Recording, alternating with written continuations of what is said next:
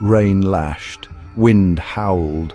The storm seemed to have a life of its own, as if it were trying to warn anyone who dared to approach the old mansion. The trees swayed violently, their branches like skeletal fingers clawing at the night sky. Emma's car crawled to a stop. The headlights barely pierced the thick curtain of rain, casting eerie shadows on the gravel driveway. She took a deep breath, her fingers gripping the steering wheel tightly as if seeking reassurance from the cold, unyielding material. Before her loomed Whispering House, silhouetted against the stormy sky. Its Victorian architecture, once grand, now seemed to sag under the weight of years and secrets. The windows, dark and foreboding, stared back at her like empty eyes. A shiver, more of anticipation than fear, ran down her spine. She had read the stories, heard the whispers, but standing here, in the flesh, was an entirely different experience. The air was thick with an unspoken history, a palpable tension that seemed to seep into her very bones. She was a woman of logic, and this place, with its notorious reputation, was just another old house. Yet, she couldn't shake the feeling that she was being watched, that the house itself was aware of her presence. She squared her shoulders, determined to face whatever lay within. The front door creaked open, a reluctant maw. It was as if the house was hesitating, deciding whether to let her in. The sound echoed through the empty halls, a mournful wail that sent a chill down her spine. Dust motes danced in the faint moonlight, filtering through grimy windows. The air was stale, filled with the scent of neglect and time. Each step she took stirred up tiny clouds of dust, as if the house was waking from a long slumber. Emma stepped inside, the door groaning shut behind her with a finality that sent a fresh wave of unease washing over her. The sound was like a judge's gavel sealing her fate. She was committed now, there was no turning back. The air hung heavy, thick with the scent of decay and something else, something unnameable. It was a smell that spoke of old memories, of things best forgotten. The walls seemed to close in on her, the shadows deepening with each passing moment. She surveyed the living room. The furniture, once elegant, was now draped in dust and cobwebs. It was as if time had stopped here, preserving the room in a state of perpetual decay. The silence was oppressive, broken only by the occasional creak of the old house settling. Cobwebs draped the furniture like ghostly shrouds. They clung to the corners, the edges of the room, as if trying to hide the secrets that lay within. Each piece of furniture seemed to tell a story, a tale of a time long past. Portraits of stern-faced individuals lined the walls, their eyes seemingly following her every move.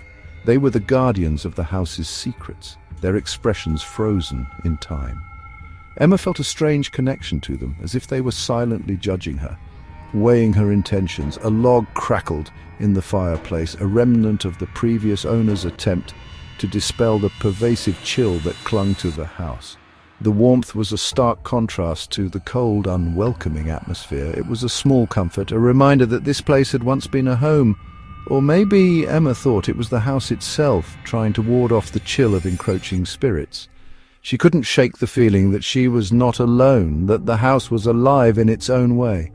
It was a place of memories, of echoes, and perhaps of restless spirits. The grandfather clock in the hallway chimed midnight, its sound unnaturally loud in the oppressive silence. The house seemed to hold its breath, as if waiting for something to happen. The chime echoed through the empty rooms, bouncing off the walls and filling the space with an eerie resonance.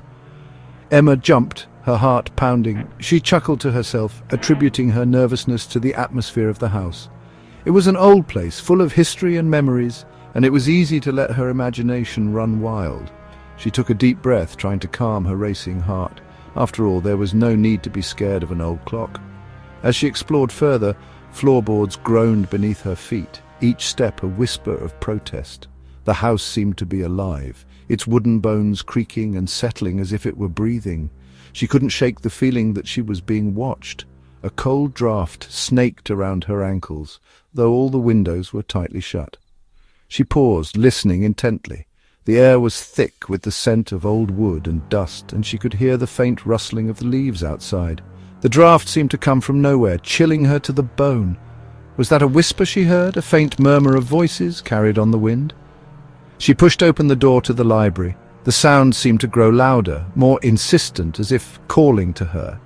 She hesitated for a moment, her hand on the doorknob, before stepping inside. Books lined the shelves, their leather covers cracked and faded. The air here was even colder, raising goosebumps on her arms. She ran her fingers along the spines of the books, feeling the rough texture of the leather. The library was a treasure trove of knowledge, but it also felt like a tomb, a place where secrets were buried. She swore she saw a flicker of movement out of the corner of her eye, a shift in the shadows, as if something had just darted out of sight. Her pulse quickened and she turned quickly, but there was nothing there. The shadows seemed to dance and play tricks on her mind, making her question what was real and what was imagined. She took a deep breath, trying to steady herself, but the feeling of unease lingered. The whispers grew stronger as the night wore on, weaving around her like ghostly fingers.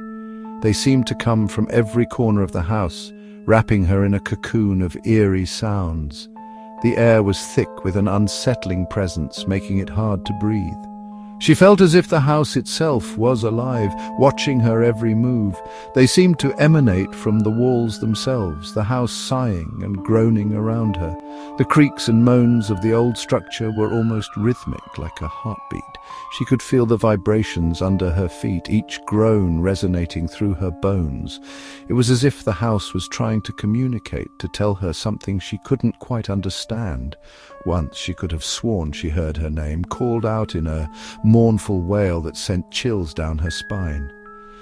The voice was faint but unmistakable, echoing through the empty halls. She stopped in her tracks, her heart pounding in her chest, straining to hear it again. But the house fell silent, leaving her in a suffocating stillness. A sudden crash from upstairs sent her heart racing. The sound was sharp and jarring, breaking the oppressive silence. She hesitated, fear gripping her, but curiosity pushed her forward. What could have caused such a noise? She had to find out, even though every instinct told her to run. She cautiously made her way up the creaking staircase, each step heavy with dread. The wood groaned under her weight, each creak echoing through the house like a warning. She gripped the banister tightly, her knuckles white, as she ascended into the unknown. The air grew colder with each step, a chill that seeped into her bones. The air grew colder as she ascended, the whispers turning into distinct murmurs, though she still couldn't make out the words.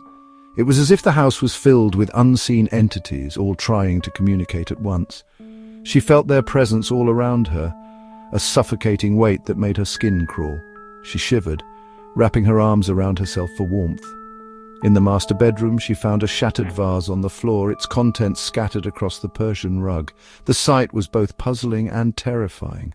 Who or what could have done this? She knelt down, examining the broken pieces, her mind racing with possibilities. The room felt charged with energy, as if something had just been there. The window was open, letting in the howling wind and rain. The curtains billowed like ghostly figures, adding to the eerie atmosphere. She moved to close the window but hesitated, feeling as if she was being watched. The storm outside was fierce, but it was the storm inside the house that truly frightened her. But what truly chilled her to the bone was the full-bodied apparition that shimmered into existence before her very eyes. It was a figure of translucent light, hovering in the air, its eyes locked onto hers. She couldn't move, couldn't scream, as the ghostly figure reached out a hand towards her. The room seemed to close in around her, the air thick with fear. She knew in that moment that the house was not just haunted, it was alive. The apparition was a woman, her features obscured by the shadows. She reached out a translucent hand towards Emma, her touch sending a wave of icy coldness through her. Emma stumbled back, her heart pounding against her ribs. She wanted to scream, but fear choked the sound in her throat. Driven by a primal instinct to escape, Emma ran towards the full-length mirror at the far end of the room. She had a fleeting thought, a desperate hope that maybe, just maybe, she could somehow pass through it to safety. As her fingers brushed against the cold glass, the whispers reached a crescendo, swirling around her like a vortex. The reflection in the mirror rippled, the image of her terrified face dissolving into a swirling maelstrom of darkness. And then, with a final, heart-stopping shriek that echoed through the empty house, Emma was gone.